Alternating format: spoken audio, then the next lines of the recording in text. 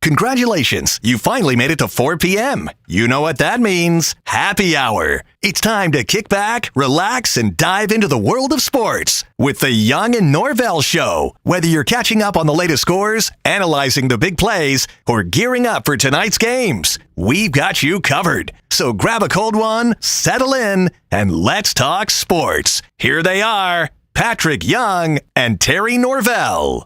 All right, here we go, putting the wrapping touch on a busy sports week. It's been a fun week. We've had some good shows, great topics, and we're going to go ahead and wrap it up with a terrific Friday edition. Hi, everybody. Terry Norvelle sitting right here in our beautiful studio. We hope to hear from Patrick Young a little bit later. Brent Beard will join us as normal, I think right at the top of the 5 o'clock hour, and we have a bunch of topics to cover. In addition to all we've got SEC basketball, huge Saturday tomorrow. Big game will break down between Florida and Tennessee. The rematch for the Vols. They got whitewashed in Gainesville several weeks ago. They got beat by 30 points. And as I welcome Zach Rothrock to the show, I can't remember, Tennessee was ranked number 1 in the nation that night? I think that was one of the big stories. They had never or hadn't knocked off a number 1. I think, weren't they number 1 in the nation that night? When they played here in Gainesville a couple weeks ago? Yeah, for sure. When they lost by 30. Yeah. Lost by 30. Big game, revenge on the mind. And there's several other games I'm really interested in just from a fun standpoint. I think Kentucky's going to win the game. But Arkansas, coached by John Calipari, goes into Lexington tomorrow. Did you know that, Zach? First time. Yeah, it's going to be, I think it's going to be a pretty loud welcome back when he walks in there. I do too. The bummer about that game, unless I read this wrong, that's a 9 o'clock tip. I think they're chasing, I think it's North Carolina Duke, even though that game doesn't have a whole lot of panache. Carolina's, on the fringe of making the tournament. Carolina's not real good this year. I think Carolina Duke is like the early game tomorrow evening, and then they're chasing that with Arkansas and Kentucky, which is a bummer. That's awfully late to try and watch that. Missouri, Mississippi State, Auburn, Ole Miss, Georgia could really help their chances by knocking off Alabama tomorrow in Tuscaloosa. We'll get into those games.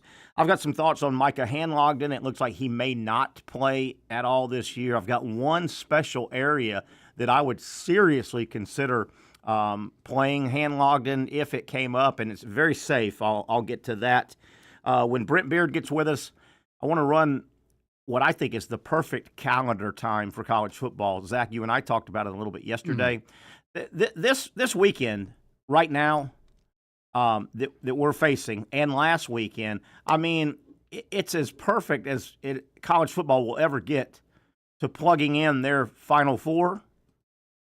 There's 2 semifinal games and the national championship game. I'll run that by Brent Beard. It looks like Billy Napier is about to make another coaching hire, but it looks like it's going to be on the defensive side of the ball. If that's true, just another bummer for the Gators, man. I hope I'm sitting here just pepper and salt and maybe some barbecue sauce, and I got my fork and my knife. I hope I'm sitting here during the season, at the end of next season, eating crow like crazy, because I literally, and I will not back off, I was calling for Napier to get fired if he did not fire himself and get an offensive coordinator. And if he doesn't, and they are better than I think they're going to be, if he's still running the game, I could live with Napier saying, I've got a dedicated game manager, a in-game game manager. But anyway, we'll talk about Napier. It looks like he's going to hire a defensive coach here soon. How valuable is just making the Super Bowl, especially for non-stars in the league? You won't believe the payout for the two teams just to make it into the big game. I've got those numbers. And, guys, I think we've got Patrick coming on. Before we get to Patrick, we have an early leader in the clubhouse, folks, for dumbest athlete comment of the year, and it will be hard to top this. I think so. To top this. And Patrick, as we welcome you, Patrick Young, the good news, it's not you or me with the dumb comment. We're not the ones. That's good. That's great. I'm great. And you know, and you have said some things. I have said some things. You have said some things. And you. Yes, we have. You have said some crazy stuff. Ain't no French. Ain't no French talk over here. We have said a bunch of crazy stuff. And you know, Zach Rothrock probably could win it out of us. I mean, he's the loose lips guy. Zach's the loose lips guy. At times, I could potentially be. Yeah. And Patrick, he's almost head to toe wearing his Gamecock stuff. You're right. Zach did say something the other day that we were both like, "What? What was that, Zach? What was it? Oh man, it may have been about a food item. It may have been a controversial food dish. You're like, nah, it's trash. Never. Or I don't know. It might have been. Was it? You're talking about when I spelled bouillabaisse? Bouillabaisse? No, that was impressive. That was impressive. No, that was good. You spelled bouillabaisse. Was it the one about somebody was eating possum or whatever? We talked about some athlete. Oh my God. Who was the athlete who was eating what was it? Not possum. It's another rodent. And he said they ate that normally, and he fed it to his teammates. Sounds like something Xavier Legette would say from the Panthers. I think it was him. I don't know. How did you know it was him? It was that guy. Look up what he talked about. He was eating. He said it's normal for where he grew up. They ate not rat, but not possum. It was something else. Raccoon? Raccoon. Raccoon. Yeah. Who eats raccoon? I've eaten a raccoon before. I've tried it. I tried it. I don't even do raccoons. My granddad grew up in the South and poor, and right. You know, you shoot them and you clean them and you cook them and you put them in like a stew or something like that. It's very dark meat. It was very dark. That explains the Daniel Boone hat I saw you wearing the other day. There you go. Right? Daniel Boone hat. Isn't that where you get Daniel Boone hats, right? Raccoon tail? Yeah. That's where you get them from. Or am I mixing that up? Yeah, I think I got that right. You're mixing it. Right? I can't lie. As messed up as it is, those hats are cool. They are cool. They are really cool. They are cool. They're cool hats. They are really cool. But for the sake of having to chop it off of a raccoon, that's kind of messed up, man. Yeah, not good for the raccoon. Not good for the raccoon. Raccoon's having a bad day if you're sporting a good-looking raccoon hat. Raccoon's having a bad day. Yeah. Right. Hey, Patrick, I don't know if you heard, Zach, I think you heard. I heard a soundbite or two today. I didn't see the actual. But you know, Liam Cohen has hired a defense coordinator, Anthony Campanile, or I don't know what the actual pronunciation, Italian last name.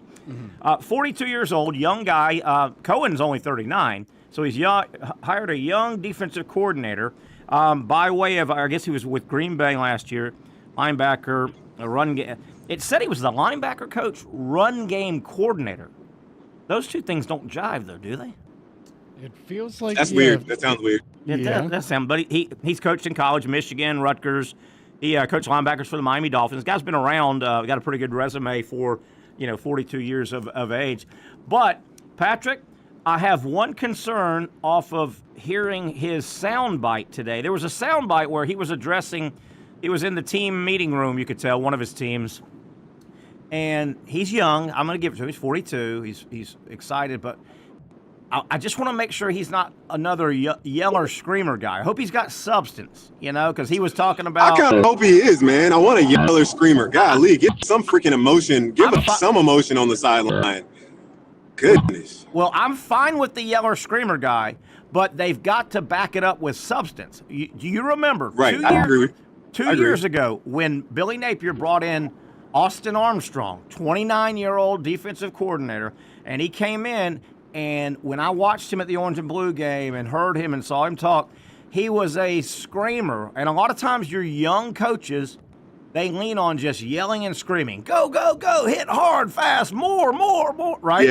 Yeah. And I told everybody I said, I'm going to give him a chance. It'd be stupid to, cast a coach away. Did he get let go?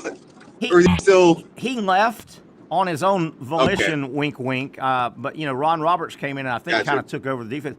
But he turned out to be, I think, he was much more screamer than substance. Nobody was, once he got going, you go, hey, man, all that screaming and yelling and get them fired up, that's great on Monday, but what are you going to do on Tuesday? And, okay, that's great on Tuesday, but what are you going to do on Wednesday? You better have some substance. You better know how to get your guys in position to go tackle the football. I don't care if you whisper. I don't care if you whisper it or you scream it like Axl Rose. You better be able to have some substance. I hope this guy has substance. I hope he's not just a, rah-rah, stir-him-up guy. That's all I'm going to worry. I'm going to give him a chance. I'm going to give him a chance, sir, Patrick. Give him a chance. Exact. I have 2 tickets left to give out on Saturday if you and your wife would like to come to the JU Dolphins and the UNF River City Rumble game. Let me know, brother. Wow. All right. Now, those aren't my 2 tickets, are they? No, I already sent you your 2 tickets. Yeah, I saw that. I thought you just went to a higher bidder than me. I thought you're just giving those tickets to somebody who paid you more. Well, what's frustrating is, I'm sure we've all 3 have had instances where we went through the work to get tickets for somebody or something, and then they back out last minute. So I got 6 extras, and I'm like, I'm not going to waste these, and I have plenty of other people that would enjoy these. So, are they? Yeah, man, it's. Are they paying you for your services over there on the TV end? Are they paying you in tickets, or are they going to give you any cake? No, they're paying me in money. Okay, and they're paying me in beer. There you go. They're paying me in JU Dolphin beer. Oh yeah, so I'm pretty much done with my dry January. Will I be able to get a JU beer tomorrow? Yes, you will, sir. You and Zach. They serve beer in the historic Swisher Auditorium. They sure do. It's the only place you can get JU Dolphin beer is in Swisher Gym. Huh. But if you guys come at 5:00, you can come and join me in the tip-off room and get some free food and some free beer there. There is a rumor, Zachary Rothrock and Patrick Young. There is a rumor. All right. It has. I bet you I've been stopped 50 times today around town.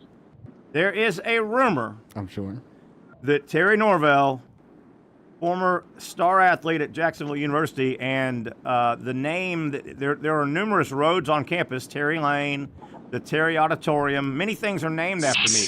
Never mention how humble you are. Very much. And there is a rumor going the most around. Humble guy. There's a rumor going around that I am going to make an appearance at the Jacksonville University basketball game. I think they're going to give me I don't want the cat out of the bag, but they're probably going to give me an award at halftime or something like that. And they're probably going to want me to speak a little bit, Pat. He's a country singer. Okay. There's a rumor going around. Hey, Zach. About me and you. Zach, okay, if you want me to say a few words, maybe you want me to talk to the team before the game, okay, I will. Wow, don't twist this guy's arm. Okay, all right. Don't twist this guy's arm, please. And if they tell me to join the band, I go, well, look, I don't have anything prepared as I pull. Oh, gosh. I'm glad you said that. No, hey, I'm glad you said that. It's you guys know Swisher, you may or may not. It's a small gym. Tiny little gym. Intimate, we call it. Intimate. Yep. Oh, who's Patrick? He was saying something great. He was going to wow us. But, Zach, I kind of, you know me.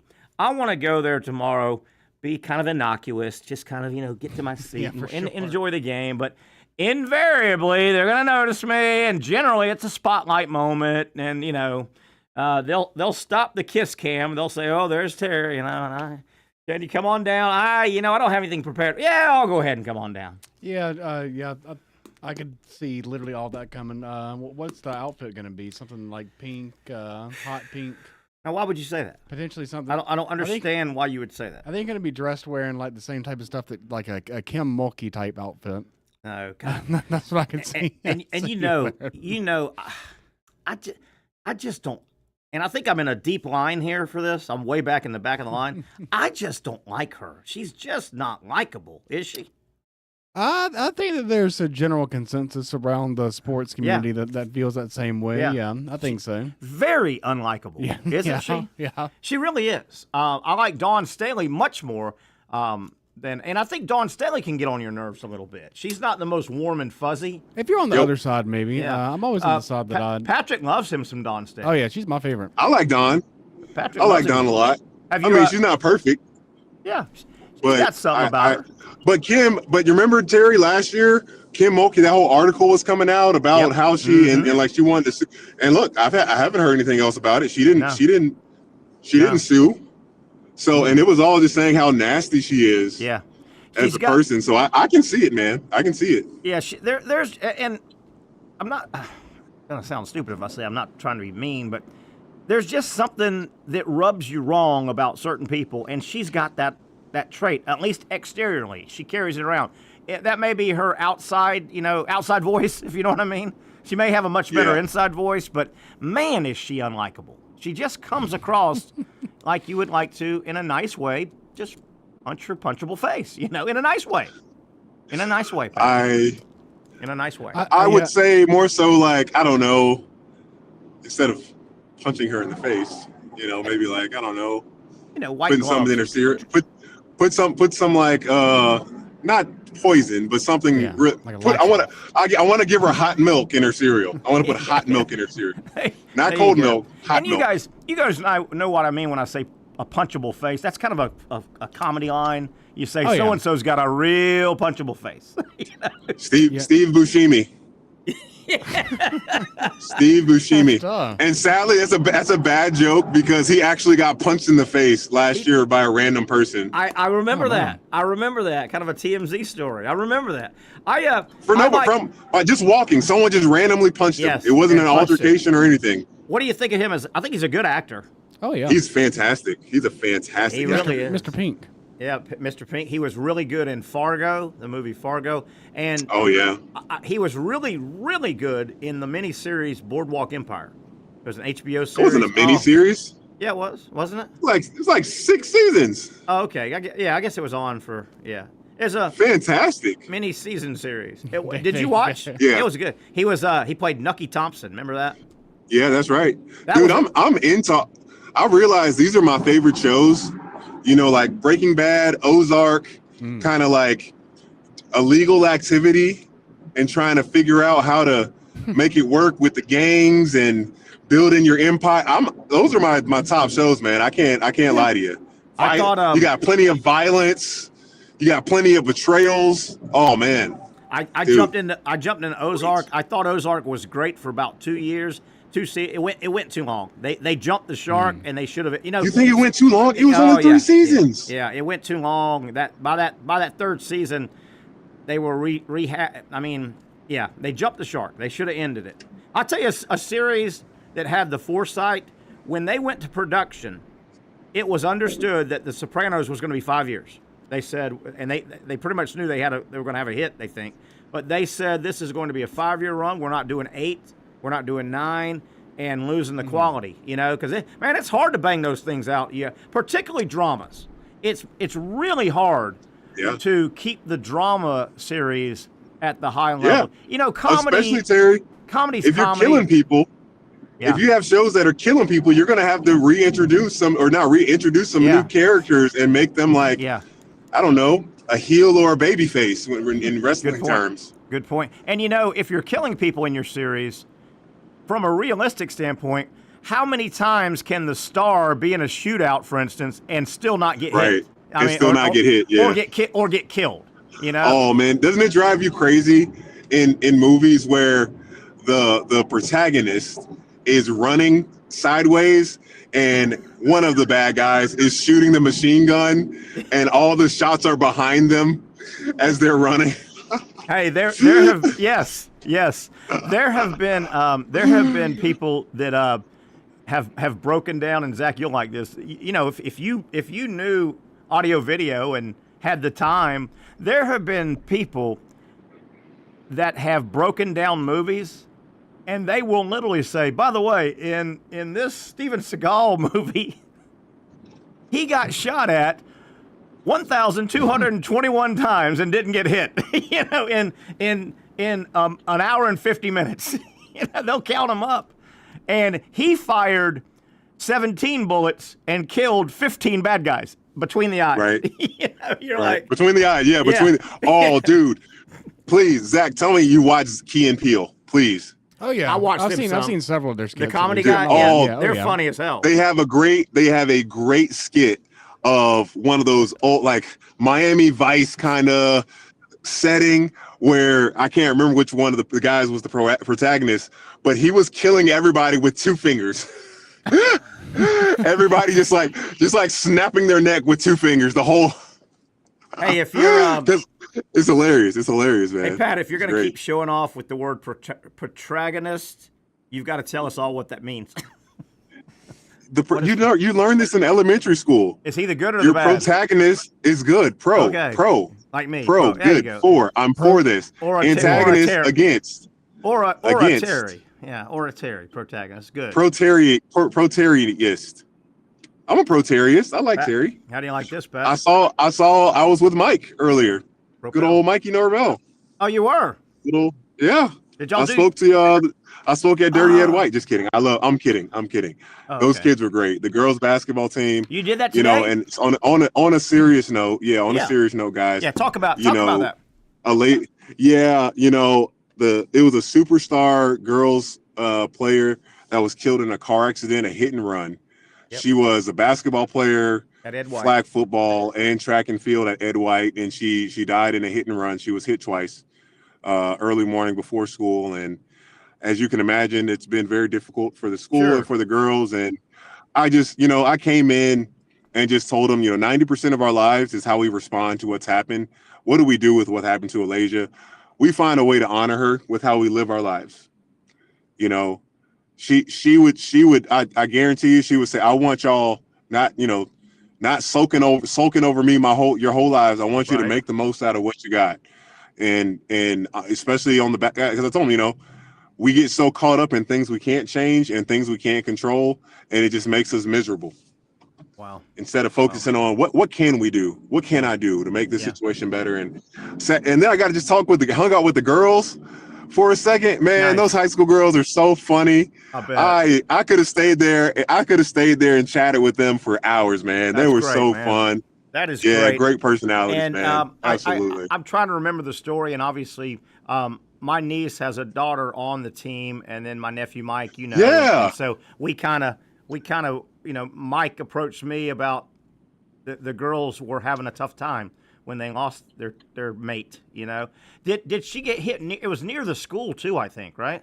I believe so. It was early morning, early morning at Ed White. I believe the person did get caught. The lady that hit her, and because she hit her, hit and run, and she went.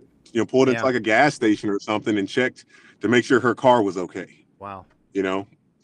Wow. Not to stop and see, I hit something, I need to check on this. I don't know if she would have survived but at least, you'd feel much better about, it would have answered that question of like, dang, if she would have stopped, would she have died? And, from a legal standpoint, I don't know how it turned out legally, but, showing remorse and things can be accidents. We don't have to bury the person behind the car. I mean, there are accidents, but when that happened, and then my nephew obviously knows our relationship, you and I, and he came to me and said, "Man, do you think, Pat, the girls are struggling? They're really struggling." He said, through his sister, my niece, and his he knew the situation and said are they supposed to keep playing or do they stop? Right.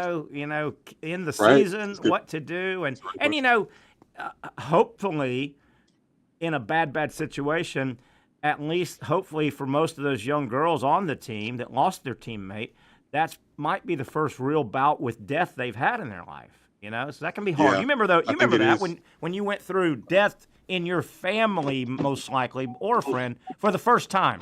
You know, you and I might have gone. I think I went to some funerals when I was too young to remember, but I was there. But when you were old enough, 13, 14, oh, man, what do you mean Uncle so-and-so's not coming back? Yeah. Yeah, and that's tough, Yeah. man. That first time. It's tough, that. man. That first time, yeah, I remember when my uncle passed, and I remember being there, but it just was like, yeah, it didn't hit me as hard as it would have if I was a little bit older, sure. because I kind of just really didn't understand. Hey, speaking of uncle, and speaking of 1 week ago today, how did the birthday party go? Oh man, it went great, man. It was so guys, my uncle turned 90 years old, and he's a Georgia man. He's a bulldog. A lot of my family Sure. are bulldogs. So I'm the only Gator they probably have ever cheered for. Actually, Travis Taylor's my cousin that played at Florida, so they cheered for him too when he was a receiver there. But we surprised them, man. I pray I get to 90, and I pray that I have family and friends, no doubt, around me. Just talking about how much they love me and what I've meant to their lives. And the food, goodness, I did not know members of it's 2 members. They have a business. And they throw it down, Terry. Nice. Like I felt bad for how much I ate, but they had plenty of food. But you ate in honor of your uncle. Yeah, you're eating. I had to eat in honor of my uncle. Oh my gosh, ribs, that fried chicken. Oh, the ribs were crazy. The ribs were insane. It was fall off the bone, Terry. Stop it, man! I hope I get an invitation for the 91st birthday party. Oh, Terry, I met a friend of yours, Kelly. She listens to our show. Who's Kelly? She follows the show. She's at the Reflections wound care place I go to, and she knows you fairly well. She's a receptionist at the wound care place, and she's like, I know your face. Oh yeah. Are you doing the Young and Norvelle show? Oh, I know your buddy Terry. He's someone she used to date. That's a friend of yours, and they're still friends. Okay. So if that makes sense. Does that make sense? She's a friend of mine and dated one of my buddies. Yeah. Okay. They're not together. Apparently, they're not together, but they're still friends. And I gave her a name. Come on, Terry. If she's listening, she's gonna be mad at you. She's gonna be mad at you. Well, I've got Alzheimer's, so that's one. Did she say nice? I was nice to her, though, right? She didn't say that. Yeah, she said nice. Yeah. It's a good one. Woo! Scared me. Scared me there. Yeah, Terry. It's good. Yeah, you're good, brother. Because sometimes it wouldn't surprise me if you run into a woman that knows me around this town and they say, "Hey, Patrick, here's a punch in the nosogram. Give this to Terry next time you see him." A punch in the nosogram. A punch in the nosogram. Shoot, can we give a punch in the nosogram to that MMA fighter? He might need a few. Dude. He might need a few punches. Are you talking about the Hitler? Yes. Oh, dude, that's what I'll let the show off. Did you hear? The early leader we're going to talk about. Let's do it on the other side. When we come back, let's take a break. Side, all right. Let's take a break. We've got to, in case you take off in the second hour, because I know you got no, your game's tomorrow, right? But Brent will come on in the second hour, and you can stay on, obviously. But you and I need to talk Florida, Tennessee as well, and a hell of a Saturday tomorrow.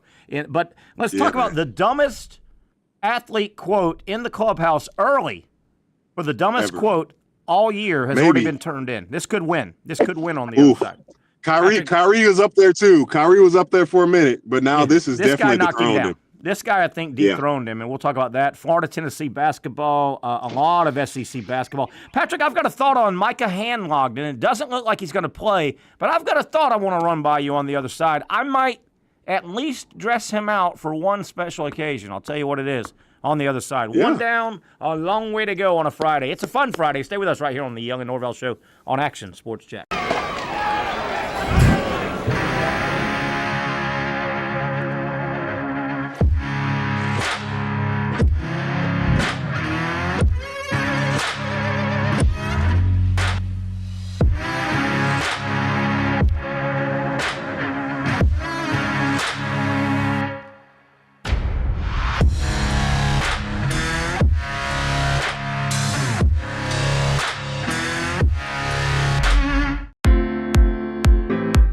At Southeast Orthopedic Specialists, we know pain and injuries can stop you from doing what you love. This is why our board-certified orthopedic specialists offer the latest in both non-surgical and surgical treatment options and create a treatment plan tailored to your unique lifestyle and goals. So, whether it is a sports injury or that nagging pain that's keeping you from doing what you love, our team has the right treatment for you. For more information or to schedule an appointment online, visit our website. Finally, a family atmosphere, kid-friendly restaurant with a real sports bar feel. Brix Jack's Beach features all of that and a large, climate-controlled covered patio with misting fans and heaters for all seasons. Mix in an extremely diverse menu that features the most quality and affordable steak at the beach, and there's no reason not to enjoy your next lunch, dinner, happy hour, or big sporting event at Brix Jack's Beach, 300 2nd Street North in Jacksonville Beach. See you at Brix Jack's Beach. You really got to hand it to him. Hold on. The previous play is under further review. I'm not sure what he could review, but okay.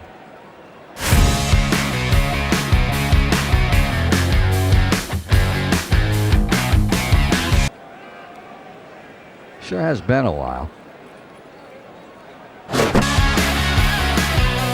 Dine in at Hurricane Grill and Wings for the football season. Well, there he is. Oh, what is that? The Action Sports Jax 24/7 network is streaming. I'm Stuart Weber, and I'm here to teach you a nice three-step process on how you can watch all your favorite programming from the Brent and Austin Show every weekday 10 a.m. to 1 p.m. or the Cup Date with me. It's fantastic. We talk NASCAR. It's a great time. Wednesdays at 1 o'clock. All right, first step, easy. Download the Action News Jax app. You probably already have it downloaded on your phone, so you might already have that one taken care of. Step 2, see that stack of pancakes up there? You click that stack of pancakes, and it's going to bring down step number 3, which is a full screen of all the different streams that you can click on, including the Action Sports Jax 24/7 stream. You click that, the video's rocking and rolling on your mobile device, you're watching all the shows you want to, and you're having a good time. You can also do it on your smart TV with the Action News Jax Now app. I do it on my Samsung TV at home. It's a great way to watch it on a nice, large screen for all the content. That's the Action Sports Jax 24/7 network. Hope you can find it. You trust CGC to make your water great, and now you can trust CGC with your plumbing needs as well. Fast, convenient scheduling, licensed and insured. A quick call away at 904-552-1242. You never know when you're going to have an issue with a shower, toilet, or maybe it's a sink that sometimes is easy to fix. All right, let's be honest. I'm not fixing anything. I'm totally staging this because when I have a plumbing problem, I call CGC Water Treatment and Plumbing. Trained professionals, transparent pricing, customer satisfaction. Small problem or even a bigger issue. Maybe you need a new tankless water heater or something a bit more intricate. The experts with 25 years of experience at CGC Water Treatment and Plumbing can do it all. Call 904-552-1242 or visit cgcwater.com. That's 904-552-1242 or cgcwater.com. CGC Water Treatment and Plumbing, an authorized independent Connecticut dealer. Florida license number CFC 1432579. All right, back we are Friday. Man, off to a fun, loose Friday, which is what they should be. Terry Norvelle, Patrick Young stepped aside, I think, to make a quick phone call. We'll get Pat back on. And then Brent Beard comes up at the 5 o'clock hour. A lot of topics. And, hey, this is a nice comment. Pat went over and spoke to the Ed White girls basketball team today. They're going through some stuff. You might have heard the last segment. They had a teammate that was, you may remember from the news last year, a teammate was killed, victim of a hit and run. The teammate was walking and got hit by a car early morning. I think it was near the school, and the young lady unfortunately passed away. Patrick went and spoke to the team. They were having a hard time, and Mike says, thank you for letting me borrow power. You don't have to thank me, Mike. He says, thank you, meaning me, for letting me borrow Patrick today. It was an awesome pleasure having him speak to the kids today. It was a beautiful sight to see so many young athletes locked in and listening to his message. Thank you, Mike. I'm glad that went well, and hopefully it helps some of those young people, deal. Again, man, when you're 16, 17, you haven't experienced, hopefully, you haven't experienced death in and around you very much. And, Zach, you're a father and married and all, but, you probably can recall when you, the first time your parent or parents had to say, hey, got to tell you something, Uncle Bob's died, Aunt Mary has passed away, and that's tough to go through the first big one as a youngster. Oh yeah, it's a tough thing to try to process. It really is. Really is. I'm glad that went well. Zach, are you up to speed on this comment? It's UFC fighter, and Dana White is just lambasted this UFC fighter. Have you seen the story or heard the story? No. What's okay? this? Here's what we go. And this guy, I think, we may go ahead and award this guy the dumbest athletic quote. Whoa, I see the name Hitler. Yeah. Okay, right out of the gate. So we may go ahead and give. I know it's only 1 month into 2025. This guy may walk away with the trophy, dumbest athlete comment of the year. Okay, backstory. He's a UFC fighter, and let me find it. I have it here. Here we go. He's a UFC fighter, current. His name is Brix Mitchell. Yeah. Okay. And UFC, obviously, his boss, I guess, his ultimate boss in that is Dana White, right? Mm-hmm. Dana White, very successful businessman, very smart guy, too. And no matter, he's political, no matter what side you have to agree, he's a smart guy. So this guy, Brix Mitchell, a current fighter, right? UFC, he, like everybody in the world, has his own podcast. Okay? And so he, Mitchell has launched a brand new show, and on the very first episode, Zach, he launched into a bizarre diatribe claiming that Hitler, that guy, Adolf Hitler was someone who he'd actually have wanted to hang out with.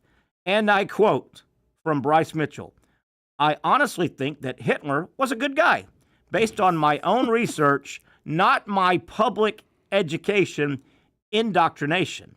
And he goes on to say, and I continue quoting, "I really do think before Hitler got on the meth, he was a guy to go fishing with." Mitchell then went on to seemingly attempt to justify, this little act in history called the Holocaust. I mean, what? Saying that Hitler fought for his country. He wanted to purify, and I feel bad even saying this stuff, but he wanted to purify, he being Hitler, his country by kicking the greedy Jews out that were destroying his country and turning them all into gays. Oh, boy. That's tough. So Dana White, who is his boss, obviously, he at a press conference obviously brought up, he says to the media, is Dana White. I'm sure you guys heard that what Brix Mitchell said. If you haven't, he said some probably, and then he just kind of trailed off. And then Dana White says, "I've heard a lot of dumb, ignorant beep in my day, but this one's probably the worst." When you talk about, this is Dana White, kind of trying to say, Brix, maybe you don't know everything about Hitler. When you talk about Hitler, Dana White says he's responsible for the death of 6 million Jews, and he tried to completely eliminate a race of people. World War II was the deadliest war in history. 15 million military deaths, 45 million civilian deaths, and 25 million soldiers were killed in WW2. And he goes on and on and on. But to Dana White's credit, later in this, there's a lot of backlash. You need to kick him out and this and that. Dana White brings up freedom of speech, and he says, there is freedom of speech, and I do believe in freedom of speech, and he goes on to say, hey, any dumb blank can get a podcast, blah, blah, blah, blah, blah. But it was interesting that Dana White, free speech, here's Dana White, quote, "Free speech, I don't have to love it, you don't have to love it, you know where I'm at with free speech." So obviously, he is, they've had a stern talking to of this guy. Yeah.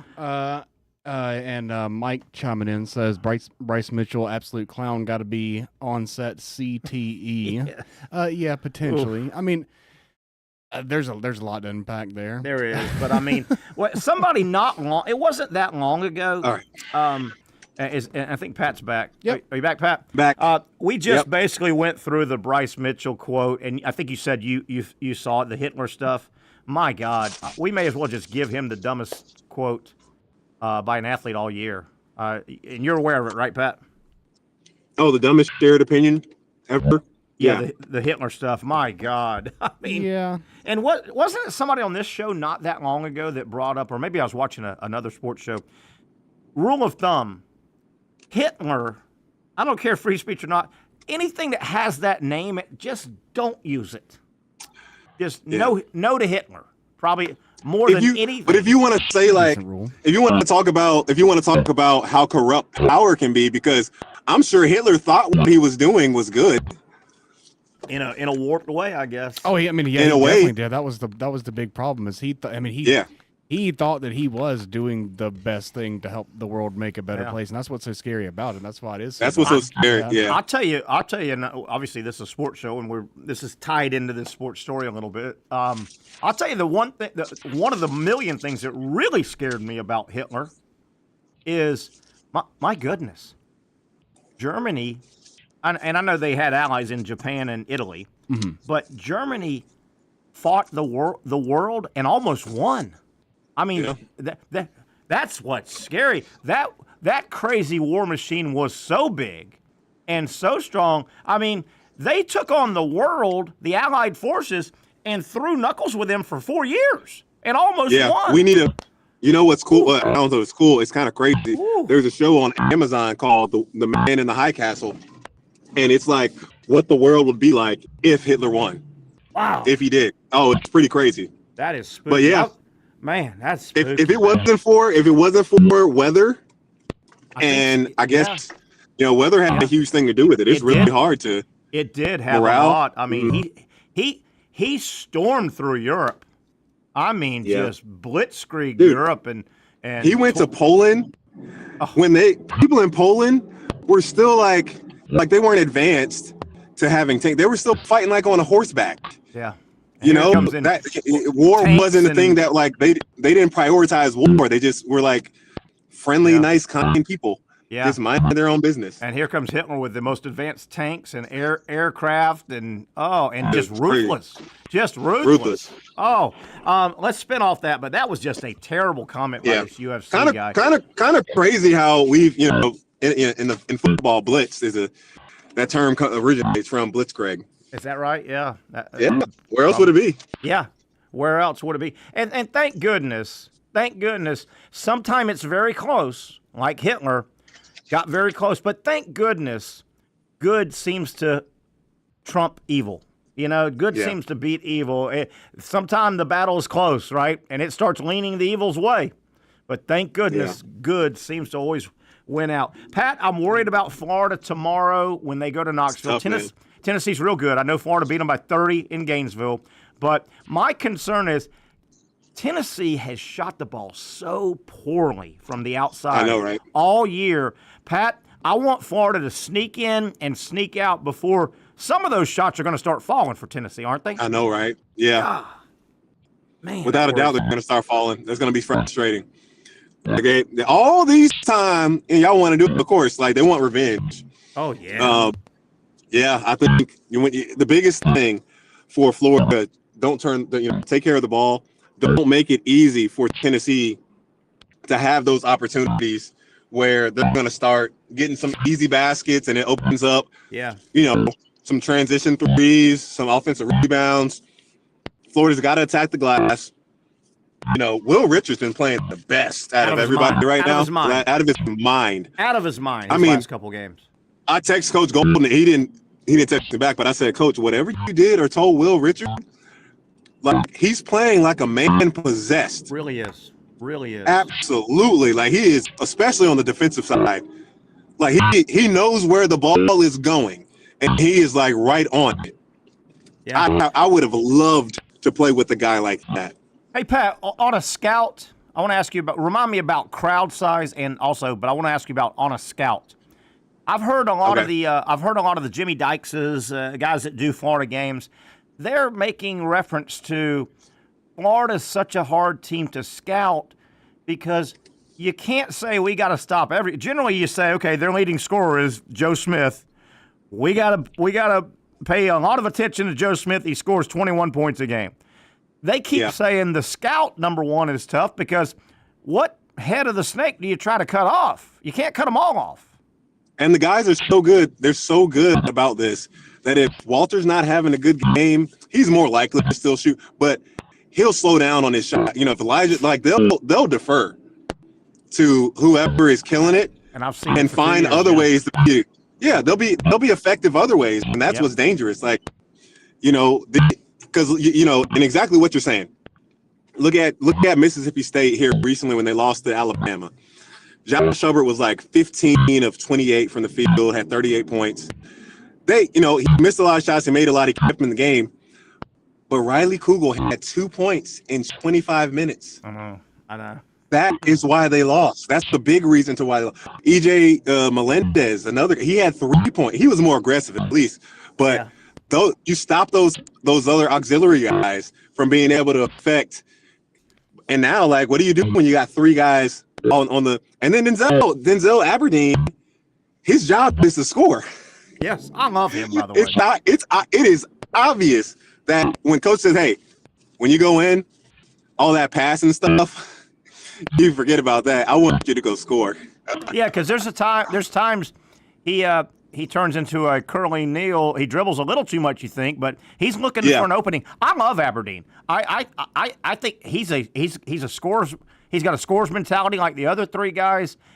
When I first saw Aberdeen a couple years ago, I didn't realize he's about 6'4", between 6'4", 6'5". He's a big guard, even though he's cat quick. He's quick. Big and quick. Oh, well, he's Zion pulling. Yeah. I couldn't believe he as fast as he was at 6'4" last year. So, but he has more skill than Zion. Zion was better getting to the basket and that mid-range shot. Yes. But Denzel can really shoot the ball well, and I think he can pass. He's a capable passer. Yeah. But I think coach says no. Your first priority when you get in, think score.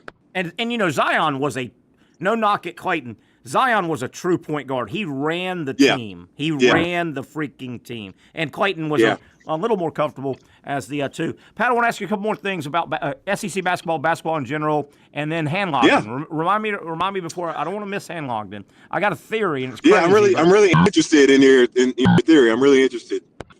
When you were playing, Florida goes on the road tomorrow. They go to Thompson-Boling. Tennessee and Kentucky have and Arkansas has got a big arena. But Tennessee and Kentucky are both well over 20,000, right? That's a big arena. And it'll be packed. That's a lot, man. It'll be packed.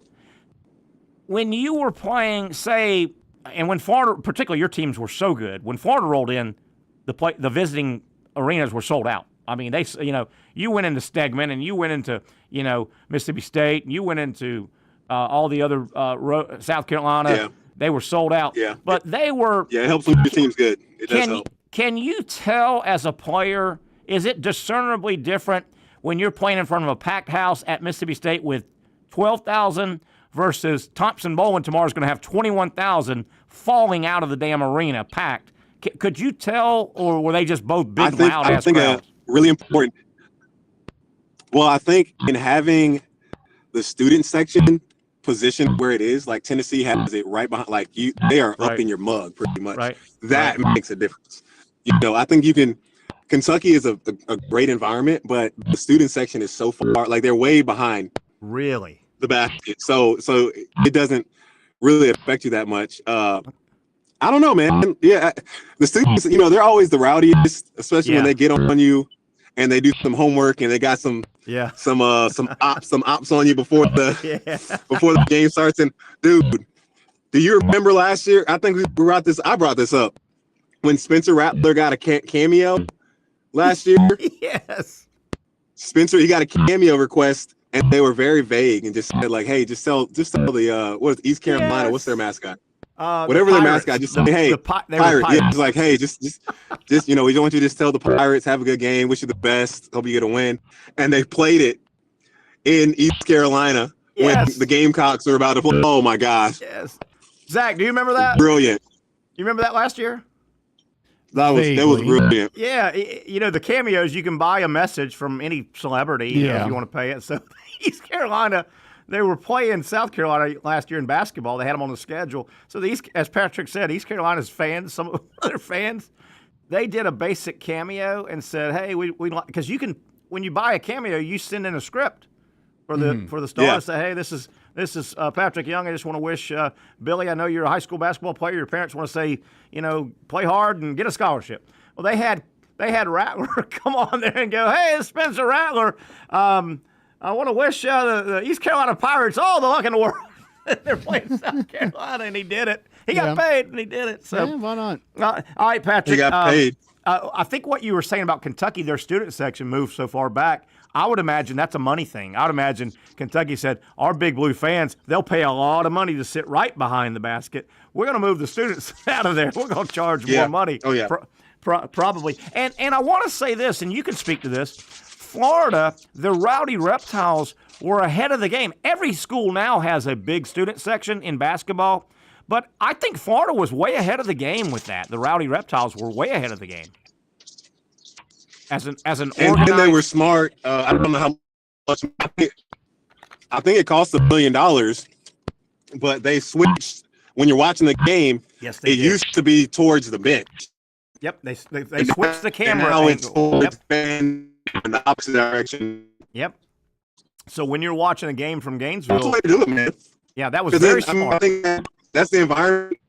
Uh-oh, Pat, move around a little bit. You got to think about your future fan base. Yeah, and Pat, I'll have you move around a little bit. You're cutting in and out. But what Patrick is saying, somebody at Florida basketball had a smart idea about 2 or 3 years ago. Florida, they used to have a televised game in the O'Connell Center, and the angle, they shot the sideline angle, the one you stay on for the whole game most of the time, that was facing the club section and a lot of the alumni. And you never really saw the Rowdy Reptiles. They switched the camera to where they are shooting and you see the Rowdy Reptiles. It's just a great environment. But, yeah, those Rowdy Reptiles, I think they were one of the first to kind of have an organized student, a good, solid. They copied Duke a little bit, I think. Man. But it's good. Yeah. And I love what they do after the game now. The players, after every home game, they go behind, like right in front of the student section. And they high five all the fans. That's good. As they walk back into the locker room, it's great. Yeah, absolutely. Because look, Sarah, you got to think about the future. The future fans. You think about your 5-year-old, 6-year-old, 7, 8, 9, 10. And, they see that and they're like, oh, I want to be a part of that. Absolutely. I want to be in that. Hey, I took my daughter and she would see. Even high school cheerleaders, if we went to high school game, but she'd see the Dazzlers and just be blown away, or the Gator football cheerleader. Her eyes were as big as saucers. She just, those pretty girls, and look how they can dance, and the cool music, and so they're very impressionable. All right, Patrick, crazy idea I've got with Micah Hanlogden. It looked like Coach Golden came out again today or yesterday, I think, and kind of said it doesn't look like he's going to play. And that's a Micah decision. I don't know if you heard that. That came out kind of yesterday, and it hit the news today. I don't think it's 1,000%, but he said he doesn't think Micah's going to play this year. Here's what I would do with him, and I think you can get away with this. And this would be in March Madness, Patrick. There's a chance somewhere in March Madness, Florida gets locked up in a tight-ass game. As you know, March Madness, it's hard to win. It's hard to win games. You get in tight games. Patrick, if Florida, let me back up. I would have Hanlogden dress out and pretty much say, Micah, you're not going to play unless there's one special situation. Patrick, there might be a time, it might be in the Elite Eight, it might be in the Sweet 16, it might be in the Final Four, it might be in the championship game, but somewhere in March Madness, if Florida, at the end of a game, a tight-ass game, you with me? I'm talking a tight-ass game. Tied, 1 point lead, 1 basket lead, 4 seconds to go. And the opponent has an inbound situation.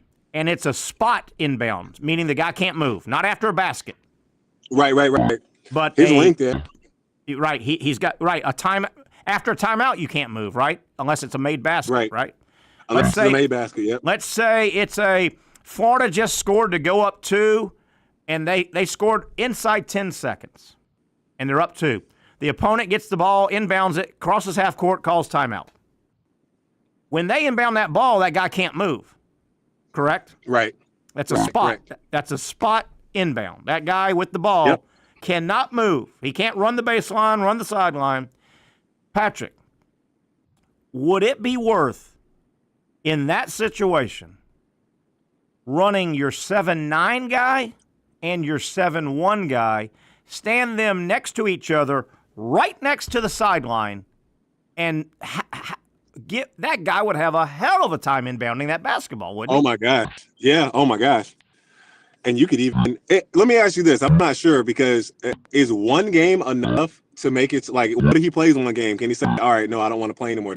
Can he still keep his red shirt? Or if you play one, I don't think over. so. I think you would burn it. Now, and he's got a couple of years, and you got to weigh all that stuff. You got to weigh all that. But it's just so weird when you can play 4 football games and still get your red shirt. But let a guy. It's probably 25% or something for basketball games too. Okay. The rule's going to be different it's got to be, right? It's got to be something like that. Okay, let's throw that out. Let's throw that out then. But I want you to address that. But how about next season? How about next season when they're both eligible and Hanlogden's totally eligible and he's playing? In situations like that, why wouldn't you run those two guys? That's unprecedented. 7-9 and 7-1, arms 10 feet long each. The guy can't move. He's got to throw. Dude, that would be difficult, wouldn't it? And you have them trace the ball. Yes. Yeah. And they're standing right next to each other. Yeah. I'd like to see that. I don't know if you would do two. I'm not sure if you would do two people, just because of if he gets it in. They'll having one guy wide open. Yeah. If he gets it in, if he gets it in, it's 4-on-3 probably for 2 seconds. But especially since college basketball still does not advance the ball on timeouts. Yeah. Like if you still don't do that. So yeah. Ooh. But one guy over, like, yes, I mean, there were times for me at 6'9", coach would put me on the ball. Yeah. And just like you trace it, you jump, you just do all the stuff to just make it so hard for them to get a pass out. Well, okay. What about just the 7-9 guy? Just Olivier. Yeah. I mean, that's got to be if that inbounder cannot move, he's got to throw it over, around, somehow. I don't know if people. There have been shots this year of Micah Hanlogden standing up at a team huddle. Micah Hanlogden is a legit 7-1. Yeah. Olivier Rio, if I'm pronouncing that right, the 7-9 kid, dude, it's unfathomable how much taller he is than 7-1 Micah Hanlogden. It's unbelievable. Yeah, sure. It's unbelievable. Man. And I would like to see that situation with that 7-9 kid in front of a spot inbound, Paul. Man, that could be a weapon, dude. That could be a weapon. You know? It is one. Yeah, I'm pretty sure Coach will use that when he has those guys like eligible next year, because you can only electively redshirt once. But I think you're on to something. Yeah. Hey, Patrick, we got 5 minutes. I want to talk some more SEC basketball, and we'll have Brent on. Do you think Florida's up against it tomorrow? What do you think tomorrow? I mean, it's going to be tough, man. It's going to be tough. It's a toss-up game, but I think if Tennessee gets hot, it's hard to come back. But it's I'm sure Tennessee has had some really tough practices. Yeah. I hope Rick Barnes looked in the mirror, man. Like, goodness, Rick Barnes, tell your guys to get to the basket, throw it inside, do something different. Something's not working. Yeah. You realize they're 4-4. They're 4-4 in conference. Yeah. How about that? Tennessee's 4-4. Arkansas at Kentucky. That's going to be fun. The problem with that is a 9:00 tip, Patrick. I hate that, man. Yeah. It's going to be fun, though. Calipari goes back to Lexington. Missouri at Mississippi State. A really nice game. I tell you, here's upset alert. Just keep an eye on. I'm not calling it. I'm just saying upset alert. Auburn on the road, 2:00 at Ole Miss. Just keep an eye on that one. Ole Miss. They may get them in a grinded out kind of. What you think Auburn's got any trouble with that game, Pat? Auburn at Ole Miss, 2:00. Thank you. Sorry, Pat, my mom. No problem. Good old Benita. Auburn tomorrow at Ole Miss. I'm calling upset alert on that. Auburn better look out. That could be the one.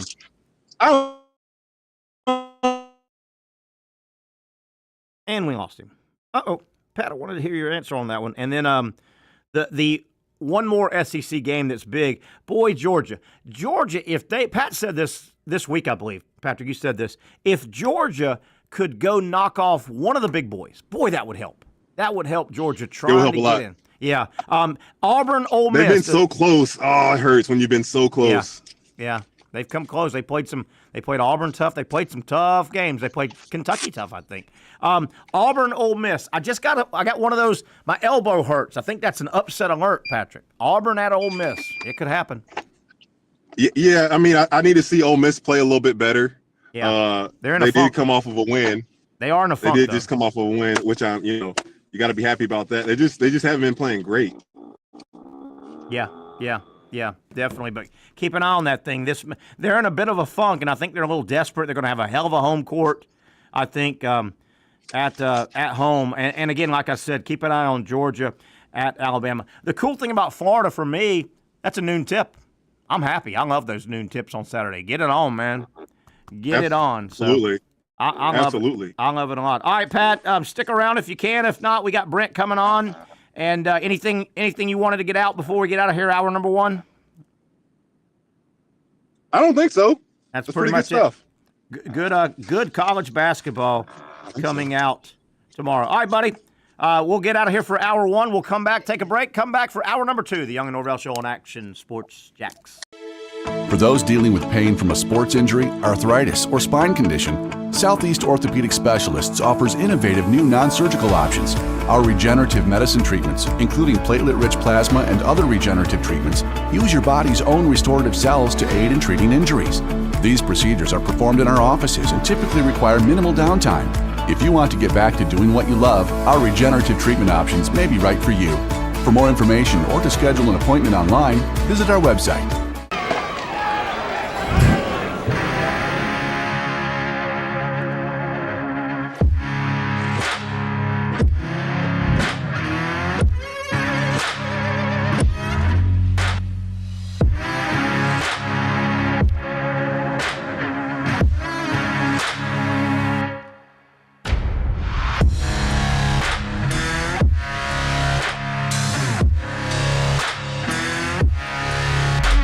Finally, a family atmosphere, kid-friendly restaurant with a real sports bar feel. Brix Jack's Beach features all of that and a large, climate-controlled covered patio with misting fans and heaters for all seasons. Mix in an extremely diverse menu that features the most quality and affordable steak at the beach, and there's no reason not to enjoy your next lunch, dinner, happy hour, or big sporting event at Brix Jack's Beach, 300 2nd Street North in Jacksonville Beach. See you at Brix Jack's Beach.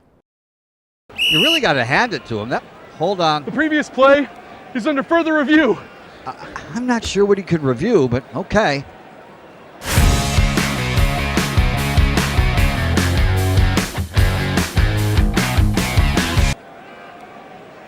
Sure has been a while. Dine in at Hurricane Grill and Wings for the football season. Well, there he is. Oh, what is that? Hey everyone, Olivia Tasley here from Action Sports Jacks to tell you all the different ways you can watch our new 24/7 network. 3 easy steps. You don't even need a pen and paper to write it down. Step number 1, download the app. Search Action News Jacks in your app store either on your phone or your smart TV. Then, once you're on the app, click on that little drop-down menu in the upper left-hand corner with the 3 little lines. That'll show you these options, and boom, right here, click Action Sports Jacks 24/7, and you will be brought to our continuous stream channel.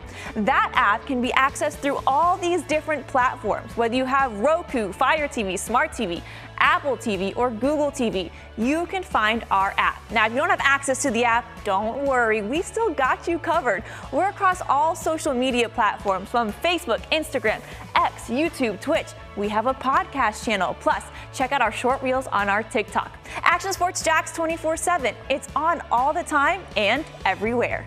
It's a new logo, new branding. With Bold City Heating and Air, it's an old school approach. One of the few locally owned and operated air conditioning businesses left in Jacksonville. It's hot, Florida in the summer. You can't do much to avoid it, but you can keep cool with Bold City Heating and Air. It's every customer counts kind of service, from when these trucks have pulled up to my home over the last couple of years and when they pull into your driveway as well. From communication to pricing to the actual service, everyone at Bold City Heating and Air cares about you. You know who is coming to your house. You know they will be well trained and they will respect your home.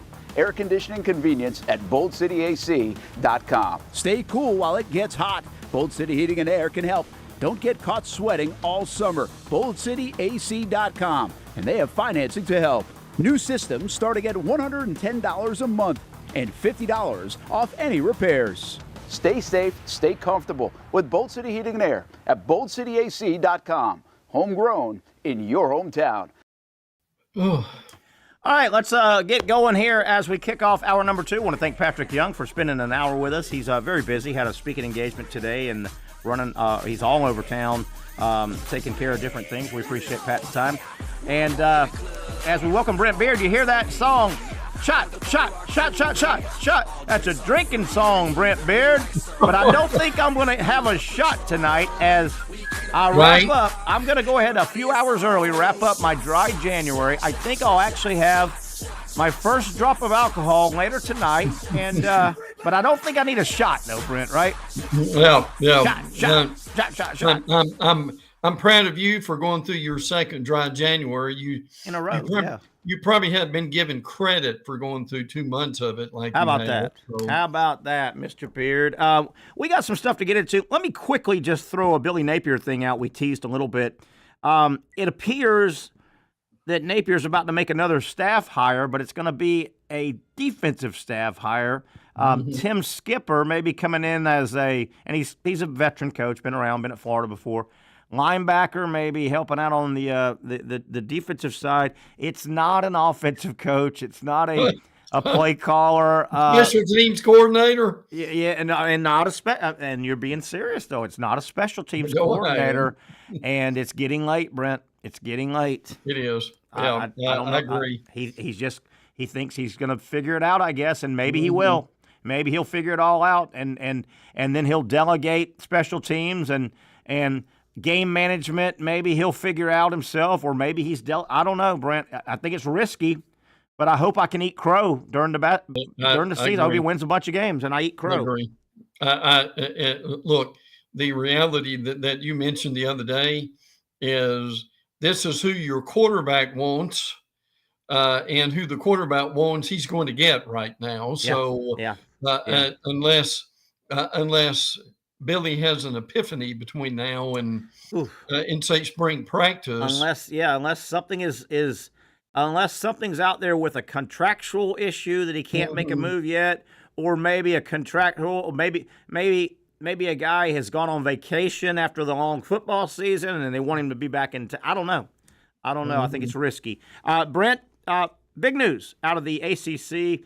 ESPN has extended their TV deal. Not a new deal, really, but they just kind of exercised the option, I guess. Yes. And then the news comes out as part of that. Obviously, ESPN said, "Hey, ACC, we need some quality games here out of you." Yeah. So a deal has been cut where Notre Dame will stay in their current situation, but they've got an agreement that Notre Dame now every year will play 2 of the following 3 ACC schools at least. They'll play other ones. They'll play a total of 5, I think, or 6 games. They will play 2 games every year, either against Clemson, FSU, or Miami, some combination. Yes, and I'm reading something into this. FSU and Clemson are going to stay in the ACC.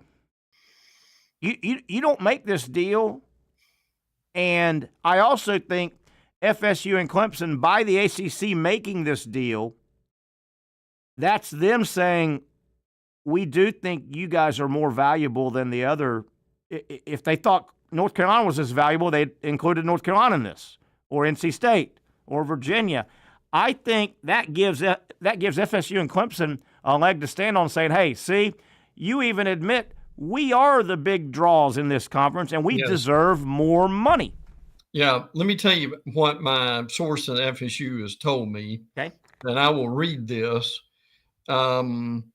I said, my question was, does this new deal with ESPN keep Florida State in the ACC? His reply was, it does in the short term, but not in the long term. Ah, interesting. We are still waiting to leave, but the settlement would allow us more revenue yearly and a shorter grant of rights.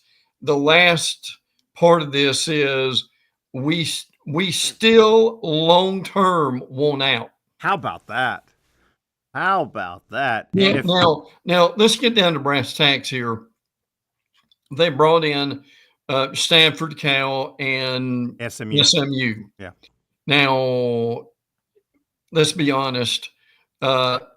If they stay, they get a little bit more money. That will help them.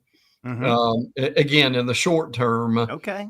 But Terry, tell me, if you're an FSU ticket holder, and you hear this news, gee, it's okay that we're getting some more money, and they're appreciating us a little bit more because we're carrying more weight, and people want to see us more than anybody else. Yeah. But tell me how much more excited that would make you want to renew your tickets every year. Because SMU, Cal, and Stanford are going to pop up a bunch on your home schedule, right? They're going to pop up a bunch, and I'll expound on that. I'm glad you said that. That's very interesting. That it's not a done deal. That they're all kumbaya and hugs and kisses and going to be married forever. ... Yeah. And as well as I do, that stadium's about to open up in Tallahassee, and that is going to be a draw. New stadiums are draws. We're going to see that. We're going to see that here with the Jaguars. There's going to be a fun. There's going to be a 3 or 4 year draw where people will almost more than the field, the play on the field, going to the stadium's neat. That'll run out after 3 or 4 years. So that'll run out. You gotta put product on the field, and that drive from Jacksonville to Tally and Tampa to Tally is not going to get any shorter. No. And that stadium's not going to draw you if you're playing Cal and Stanford, and I'm not sure. I loved watching SMU play last year. Yeah. But I'm not positive that's going to be sustained. Are they going to sustain that level of play? I don't know. Wow, that's interesting, Brent. That is interesting. Well, I think that's more of and I think that's a realistic way of looking at what's going on. Frankly, I mean, it probably will save them some legal fees, maybe. Sure. But still, the reality of this is they see Terry. I'm sorry, there's just no way to cover up the inefficiencies they've got as far as tough competition in that league. Now, obviously, what you want is Belichick to do something with North Carolina, and you certainly want Miami to continue to play well. Now, they obviously open with Alabama. That's going to help them. Yeah, that will give them more attention during the offseason, during the summer, than they've had in quite a while. Miami's killed the ACC. Miami, and I don't know if Miami long-term will ever get back to the heyday of the 80s and early 90s. And I know they got one in the early 2000s. But Miami's reign of terror was the 80s and 90s, right? They were and there were reasons, and we won't get into, and there were reasons that I think all 3 state of Florida schools benefited from ESPN popping up and all the TV exposure, and all of a sudden you saw late September, early October, girls in bikinis and palm trees waving. Miami, FSU, and Florida, 70s and 60s, didn't get on TV a lot. They weren't. There was a cartel. Brent. There was a cartel of 8 big boys that dominated the few TV slots that were out there. Oh yeah. Now let me give you the 25 FSU schedule. Okay. Obviously Alabama. Tell me if you've ever heard of this one. East Texas A&M. That was new. I saw that the other day. That was new on me. The old East Texas. Is that just like the JV team for Texas A&M? It makes you wonder. Kent State, Terry. Okay. At Virginia, Miami and Tally, Pitt and Tally, at Stanford, you've got a bye. Then you've got Wake Forest at home, at Clemson, Virginia Tech at home. Then your last 2 games are on the road with NC State and Florida. My God, your 2 best games. Yeah. Are non-conference, and it's not even close. Correct. I mean, Alabama rolls in that brand, and then Florida, even though it's on the road. That's your two marquee games. And with all respect to FSU Miami, I know that's been a great rivalry at times. That's not trumping Florida and Alabama. I don't think Miami's going to be as good as they were this year. No, I agree with that. And look, we both like Carson Beck and appreciate what he's done.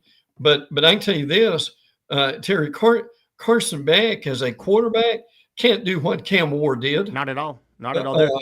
And they've got to somehow, and it's not going to be with Beck's legs. There was a lot of bailout yardage. Cam Ward was great at bailing out a busted play. Unless Miami is better everywhere else on offense, where are they going to find that bailout yardage that Cam Ward gave them? I don't know. And if I saw this right in my dilated eyes after going to the retina specialist today. Oh, good for you. By the way, he told me I'll see you in a year. That's beautiful. That's the magic words, isn't it, Terry? I went in December, and they want to see me. And I ran out of my drops, and I forgot to refill them. Yeah. And I went up. Or sorry, we're talking our stuff. My numbers went up just slightly, so I'm going to go back in late February. But yeah, you want to get that year of good for you. Good for you. Well, but my point here is, in going up and down their schedule, they don't have North Carolina either. I know. Which right now, because of Belichick, and I still don't think North Carolina is going to be a great team next year. No. But they will have interest because of Belichick. But they don't have Belichick and North Carolina on the schedule either. And that stinks because definitely this first year, I think Belichick's going to sell out a lot of visiting stadiums. Yeah, I agree. With that. There's going to be curiosity, and Belichick, because of his presence, he'll travel more of his own North Carolina fans. North Carolina fans will, hey, it's fun. Our team's in the news, man. You know.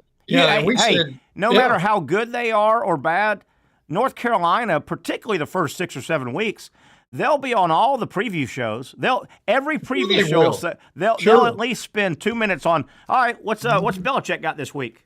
Right. You know? Oh yeah, absolutely. And I can tell you this, Terry, Bama's got a better roster than FSU does right now.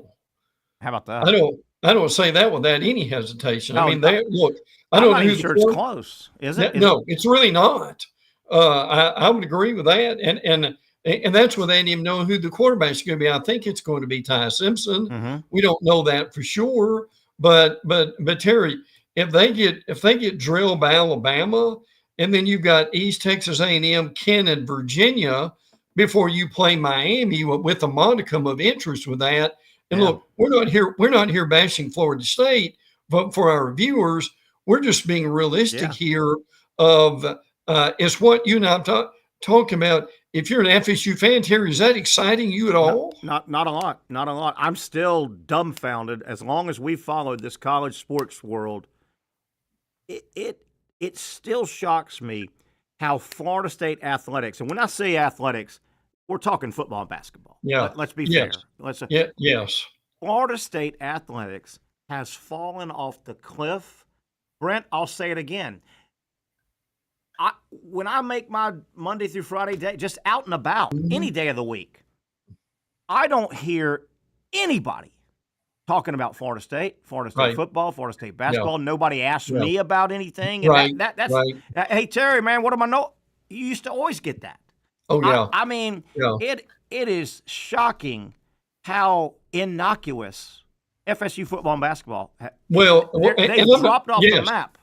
And I'm not saying they're totally irrelevant, but Terry, that's where you don't want to be. They're knocking on the door right now, and they really are. And I'm hearing a lot of Gators, as you are. I'm hearing a lot of people are still saying, "Well, what's Georgia going to do? Is Alabama going to be absolutely?" And you're hearing things of that nature. But look, it's going to. And I know this is. I know this is not a real big deal. But they can't get any momentum out of their spring game. No. Because they're not going to have a spring game. Yeah, they're not going to have one. And, it's just shocking. and they've got to pick up football. And I know they were undefeated 2 years, whatever. Right. That was a bit of a misnomer. They had all those comebacks and Jordan Travis. Mm-hmm. But if Mike Norvelle can't turn this around quickly, some of those big-time teams that Leonard Hamilton fielded on the hardwood, those were kind of one-offs. They've got issues with basketball. Yeah, they do. Their arena's not on campus. Mm-hmm. They bought that arena and they've put a little money. It's still it's not a great arena, and they just don't put much emphasis in basketball. No. And they're going to have a new coach soon. Yes. Right. Yes. Yeah. Because Hamilton's retiring. Yeah. Soon. Yeah. It's got to be this year, you would think. Yeah. Yeah. Oh yeah. Yeah. I would absolutely think that too. So this is what they're dealing with at this point. And again, this is a year to where they really needed either North Carolina or someone else. I mean, if the Clemson game was a tally, that would. I know. I think that would it would help them. And again, and they don't get Notre Dame this year. It would help if they had Notre Dame in the middle in tally. And I'll be honest with you. Help me, please. Gus Malzahn's not helping them a lot either. I don't think so. He's going to be the offensive coordinator, and there may be a little bit of excitement about that.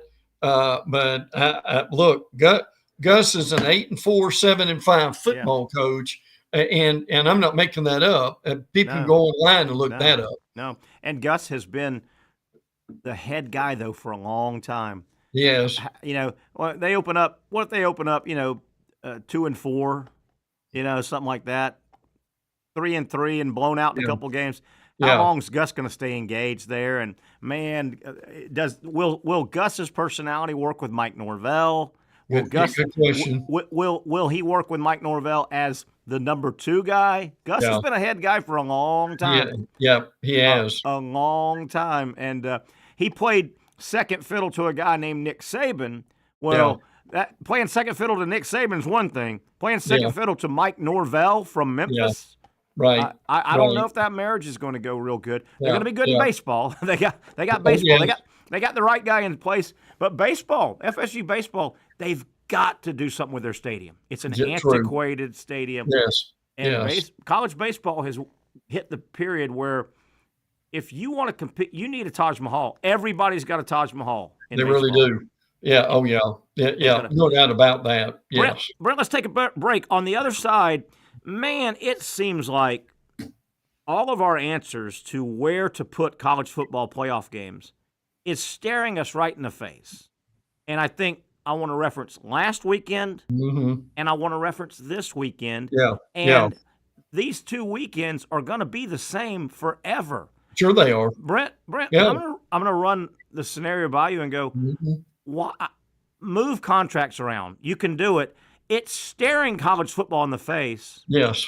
I'm going to explain it. You're going to explain it. I think it's the perfect option for the playoff. We'll talk about that on the other side. Brent Baird's hanging around. Nobody knows college football and basketball better than our man Brent. We'll keep him around for another segment or so. Talking some ball on a Friday. The Young and Norvelle Show continues on Action Sports Jack. Finally, a family atmosphere, kid-friendly restaurant with a real sports bar feel. Brix Jack's Beach features all of that and a large, climate-controlled covered patio with misting fans and heaters for all seasons. Mix in an extremely diverse menu that features the most quality and affordable steak at the beach, and there's no reason not to enjoy your next lunch, dinner, happy hour, or big sporting event at Brix Jack's Beach, 300 2nd Street North in Jacksonville Beach. See you at Brix Jack's Beach.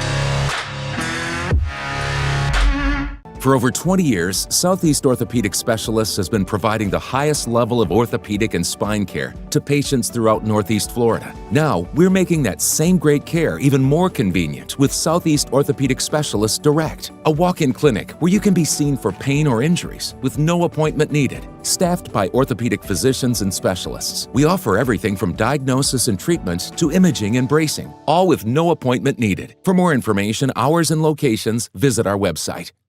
You really got to hand it to him. Hold on. The previous play is under further review. I'm not sure what he could review, but okay.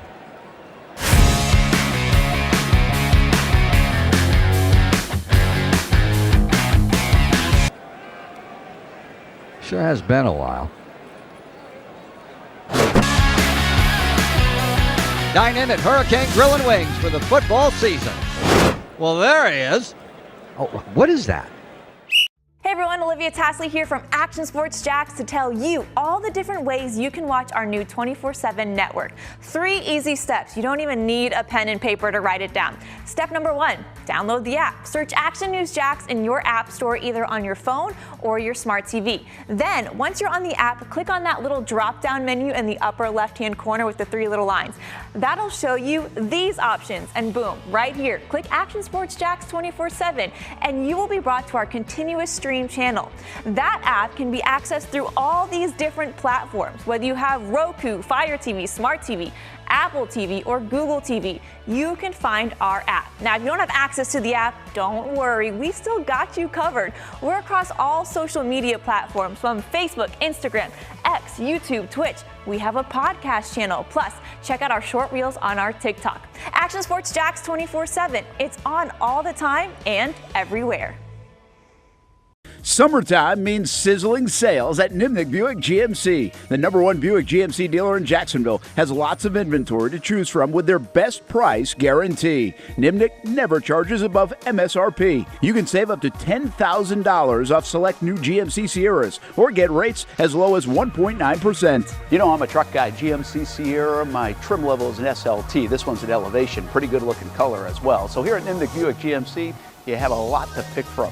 My father-in-law, he drives this, an Enclave, so I feel like that GMC in the family. 2025 is coming around the corner, which means it's almost time to close out those 2024s this summer. You can schedule a test drive at NimnickBuickGMC.com, and while you're there, check your trade value and customize your payment options. Nimnick is there for you, even on Sundays. Visit the showroom on Phillips Highway or shop online at NimnickBuickGMC.com. Nimnick, your friends in the car business since 1941. GMC, we are professional grade. Are we back? Thank God I'm back. I just had a Brent Beard. I hope you're still there. I just had a traumatic moment. Brent, during the break, I went to the restroom. That wasn't too traumatic, but the lock on the restroom door got a little squirrely. I thought it was locked in, Brent. So you're saying Zach and I almost finished the show? Yes, and I came back from the restroom. I said, Zach, I almost got locked in. And he goes, yeah, that lock's crazy. So it wasn't me, Brett. It was scary. I thought it was, and it's Friday after. Hey, we're at the studio. It's Friday afternoon. Most people are gone. I could have been trapped all weekend. I'm scared of that bathroom now. Brent, what do I do? I don't want to go back to that bathroom. It scared me, Brent. We'd almost had to call the maintenance staff at some point. You may have. One more question to you. I'm wrapping up dry January, and I'll probably go meet a few friends out here in a little bit, and I may have my first drink in the whole month.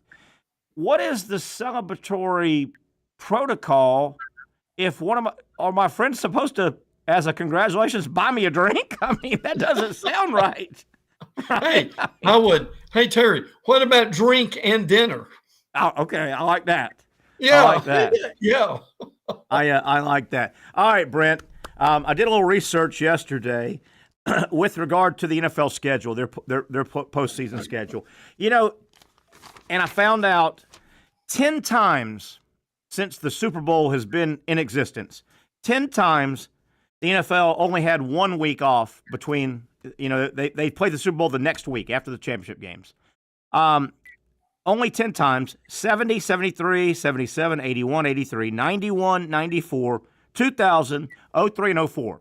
They've never done it since 04, 20 years. So obviously the NFL is never going to go back to 1 week.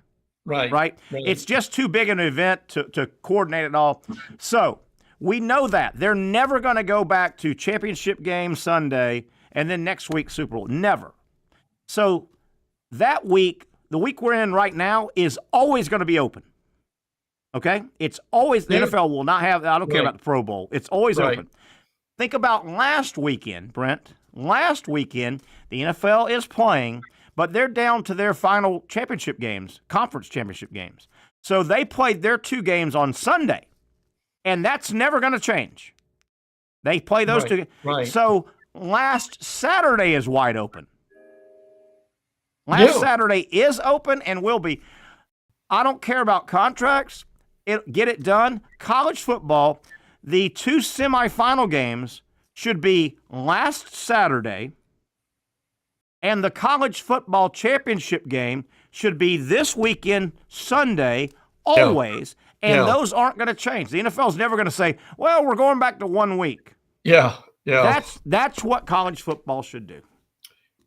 You can make the argument relatively easy. And look, you now look to those dates for the championship game the rest of the decade. And now we had the 20th this year. The rest of those dates, you remember, Terry, were like the 24th, 25th, 27th. Yeah. I mean, is that much different than what you're talking about at all? No, not at all. If I'm college football, I lock it in. And the biggest thing they would need to do, start thinking about a catchy name.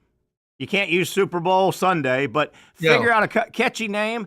And the national championship is always the Sunday before the Super Bowl. It's a celebration of football in our country. It's the dominant sport. That's what. How about that Saturday, Sunday? You'll have you'll have the Final Four. Let me back up. Yeah, you'll have the Final Four on that Saturday. You'll have the conference championship games in the NFL on that Sunday. The following weekend, you've got the college football national championship standing alone on Saturday or Sunday. You may want to play it on Sunday. Yeah.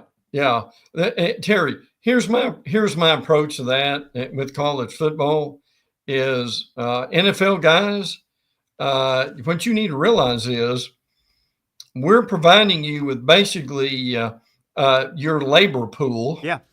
And you're not paying us a dime for it overall. I mean, I know they pay their draft choices, obviously, but you know what I mean. Yeah, absolutely.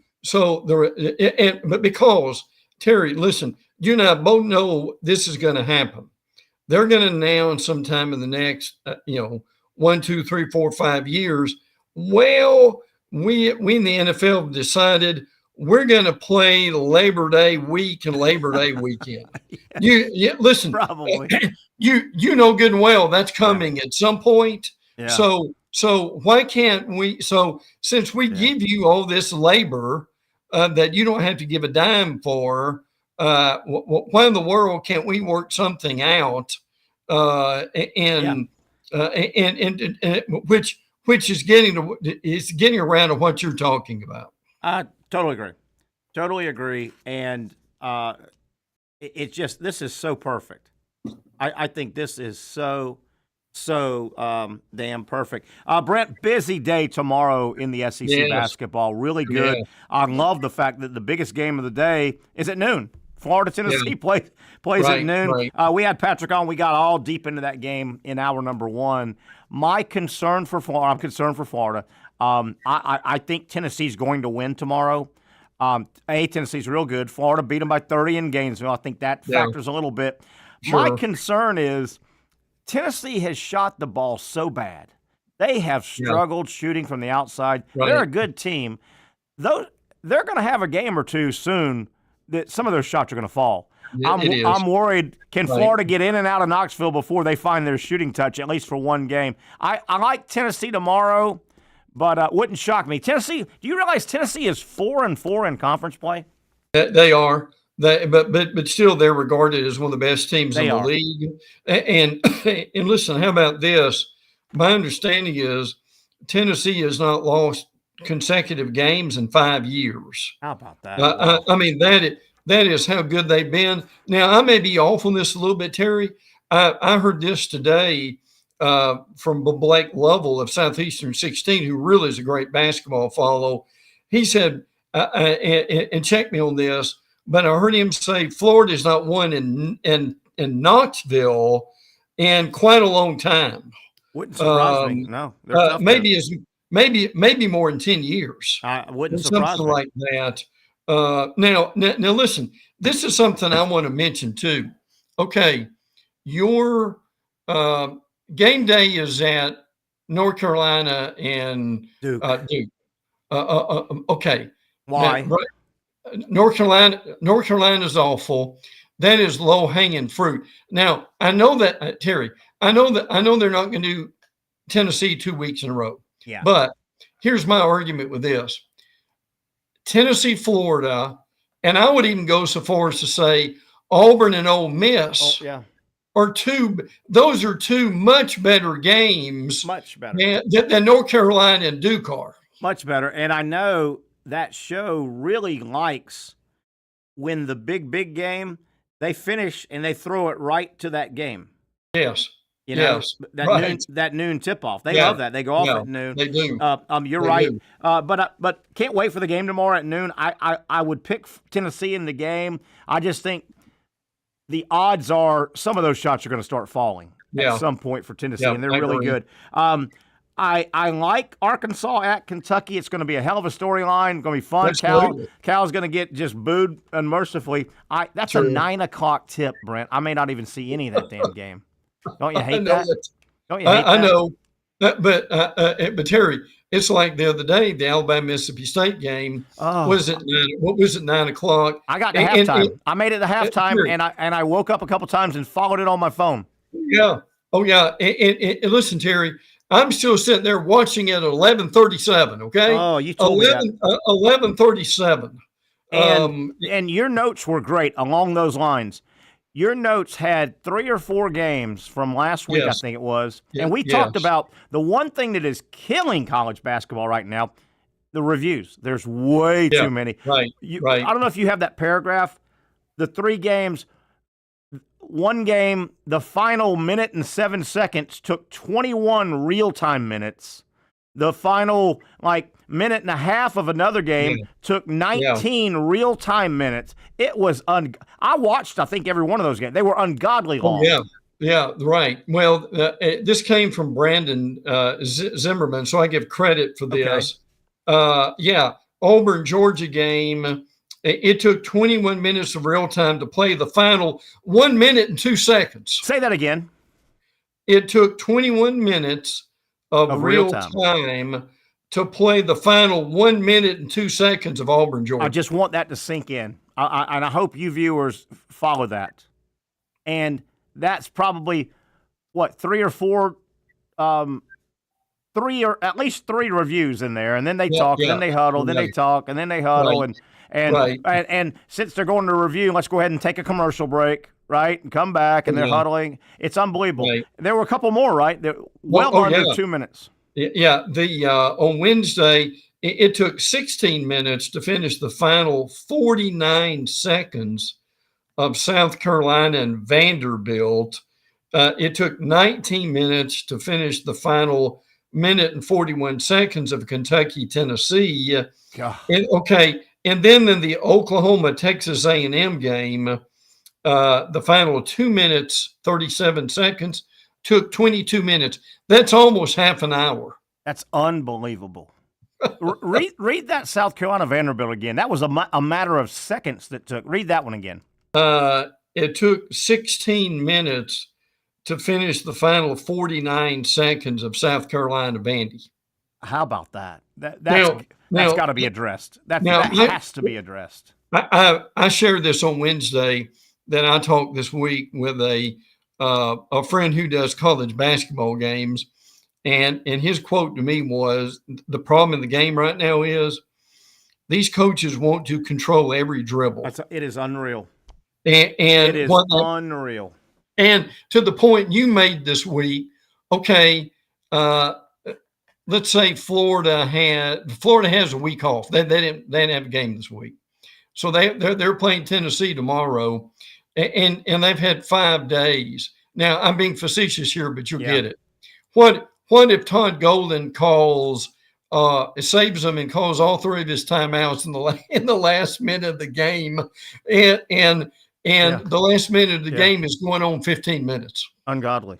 It is ungodly. And yes, we did talk Wednesday. The coaches I'm amazed at big time college basketball coaches. Their players are very advanced. Yes. Particularly in the Power 4 conferences. These guys, the Power 4 conferences, the worst player you see on Mississippi State is a big-time college athlete. Sure. He knows how to play basketball. He was a 3-star, maybe a 4-star, maybe a 5-star. He knows how to play. You practice. You go through your defenses. You go through your calls. You go through your offenses. These coaches in college, watch them. Watch tomorrow.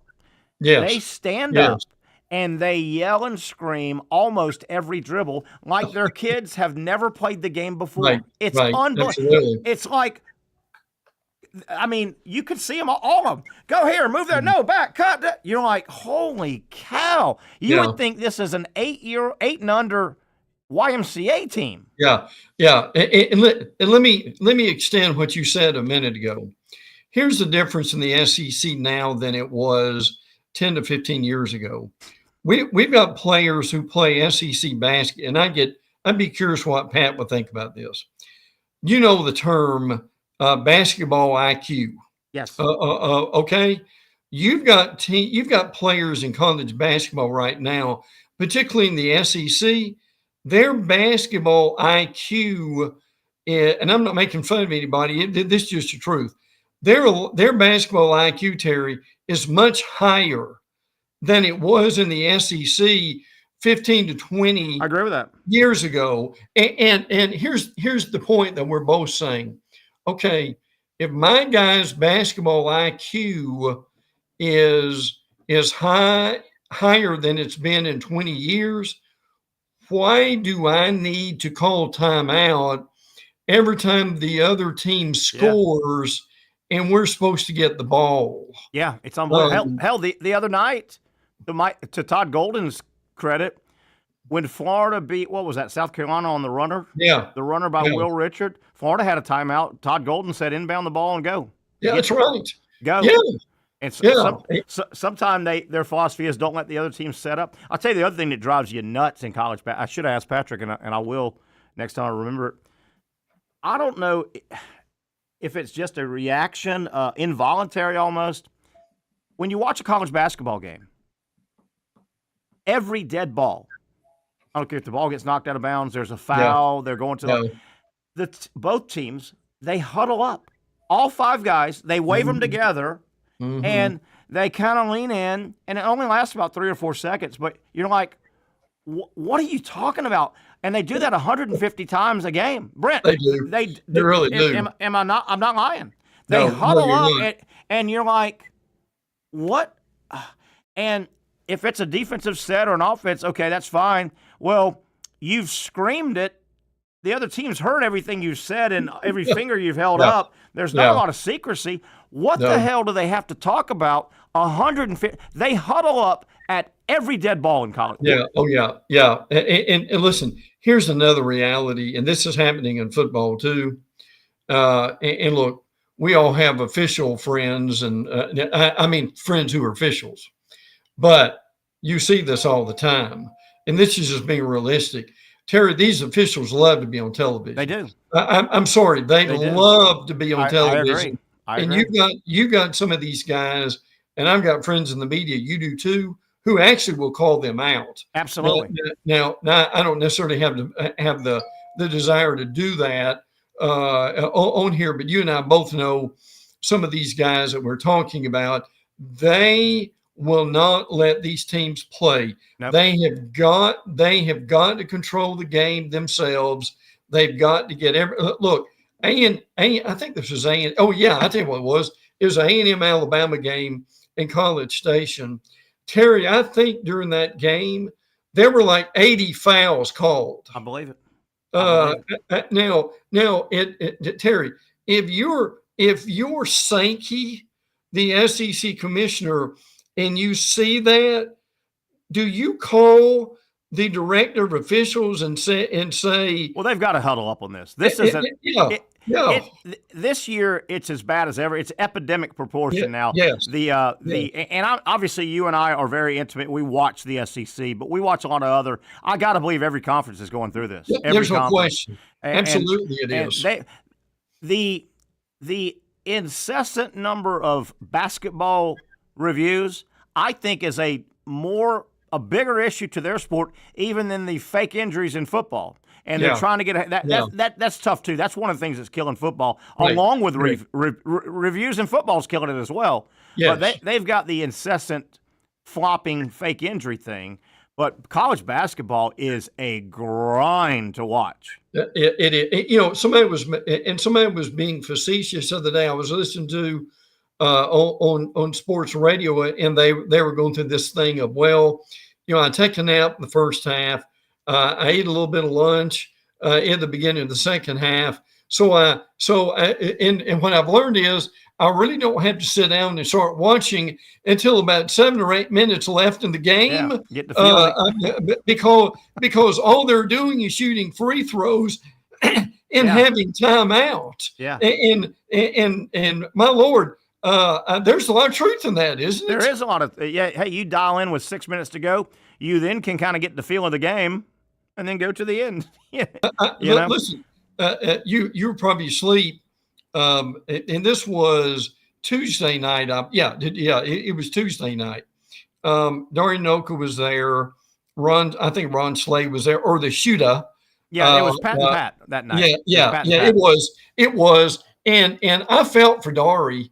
Now, look, you've done this more than anybody I know. You've got one of these post-game shows, and you're waiting on the doggone thing to be over. And listen, Dorian Noka, in just a real moment of transparency, slumped over in his chair and just put his head in his hands. This is on the air, Terry. Right. This is on the air, and said, why in the world do these things have to be so long? Yeah.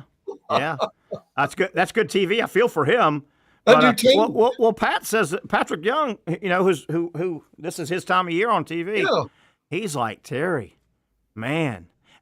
He really referenced on Saturday. He used to work he does Tuesday, Wednesday night now. Yeah. He used to work Friday, Saturday.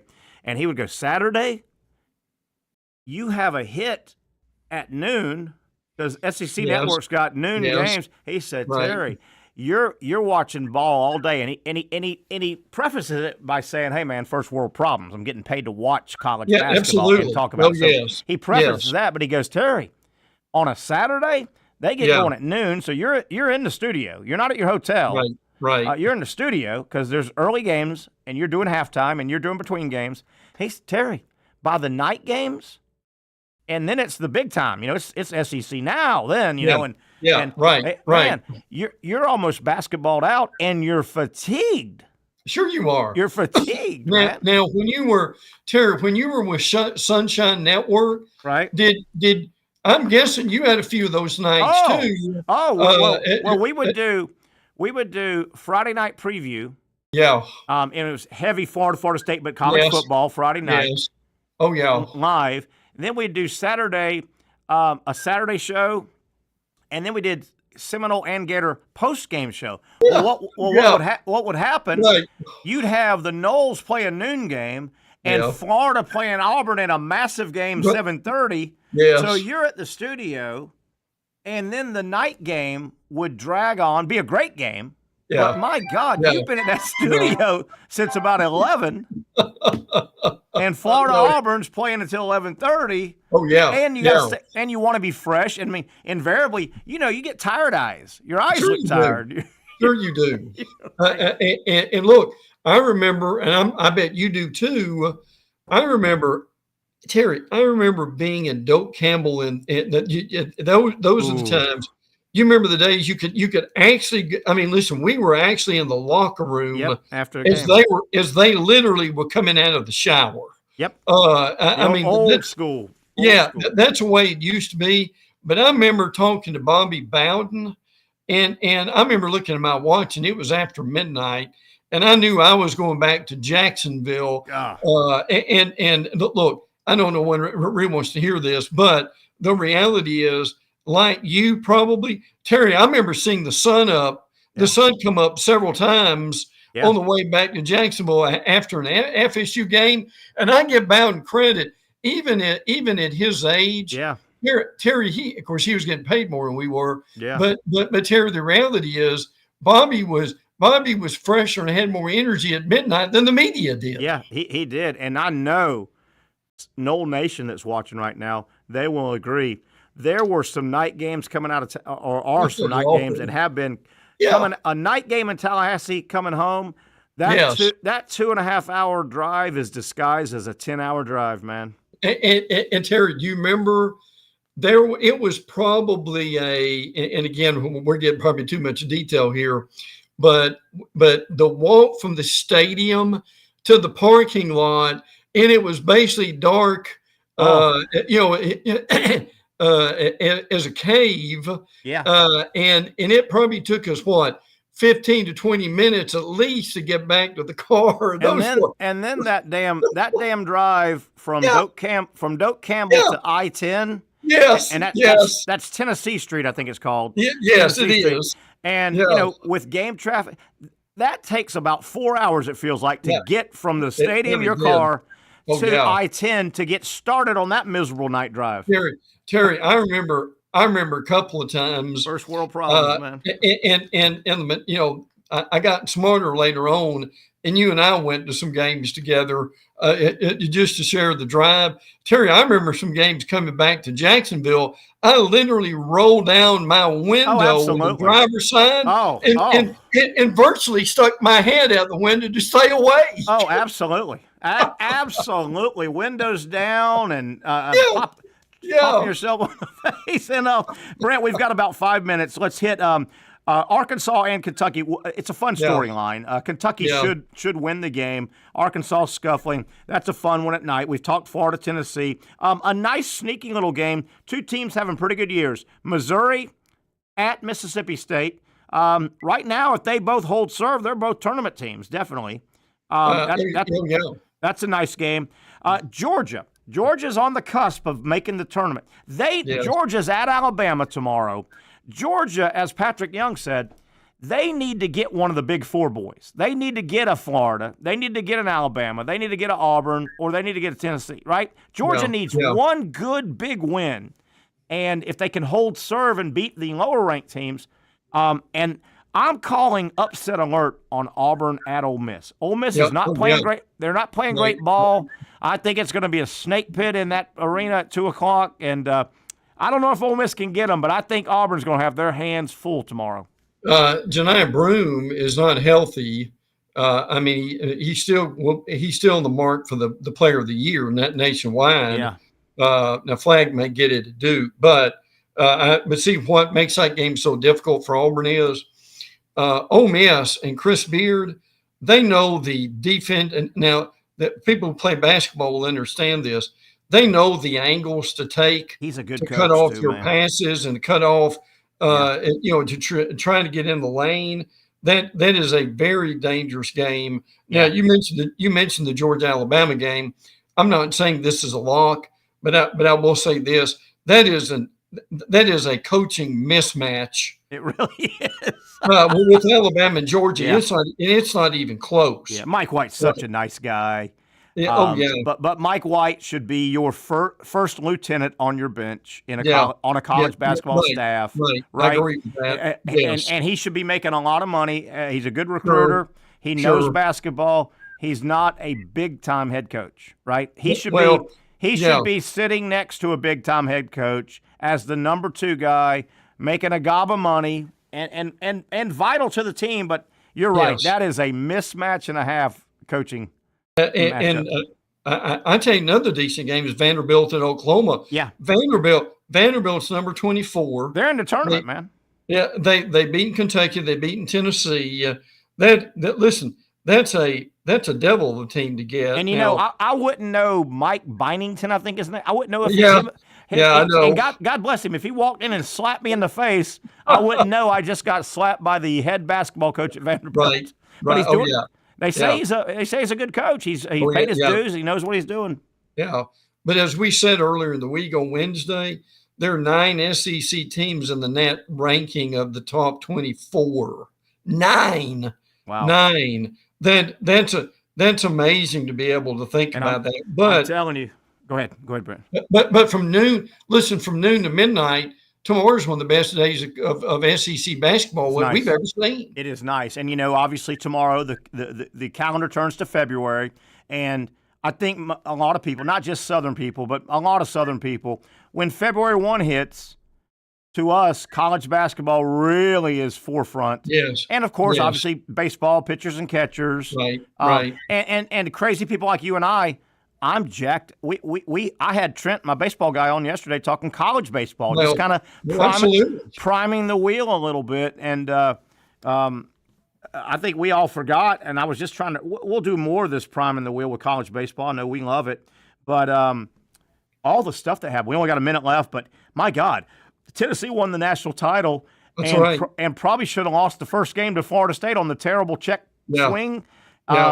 Last year, the 8 teams in Omaha represented 2 conferences, 4 from the SEC, 4 from the SEC, and 4 from the ACC. And we'll have that again this year. Baseball starts on Valentine's Day. Yeah, right around the corner. And then obviously MLB, but college football for crazy nuts like us. I mean, college basketball will now really take center stage as it gets down to the nitty gritty. Brent, good stuff. Have a great, safe weekend, and we'll attack next week when it rolls around.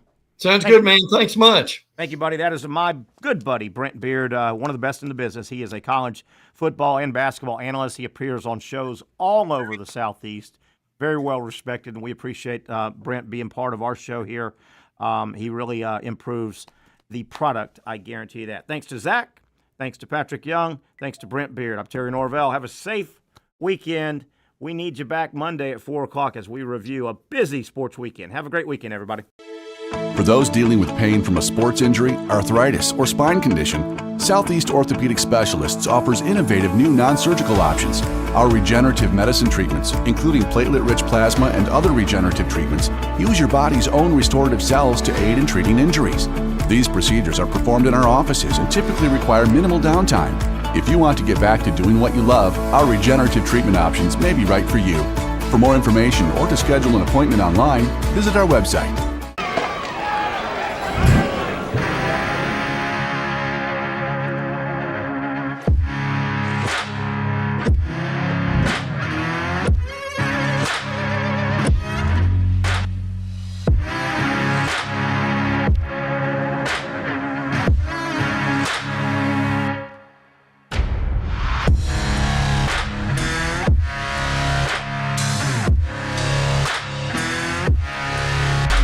Finally, a family atmosphere, kid-friendly restaurant with a real sports bar feel. Brix Jack's Beach features all of that and a large, climate-controlled covered patio with misting fans and heaters for all seasons. Mix in an extremely diverse menu that features the most quality and affordable steak at the beach, and there's no reason not to enjoy your next lunch, dinner, happy hour, or big sporting event at Brix Jack's Beach, 300 2nd Street North in Jacksonville Beach. See you at Brix Jack's Beach. You really got to hand it to him. Hold on. The previous play is under further review. I'm not sure what he could review, but okay.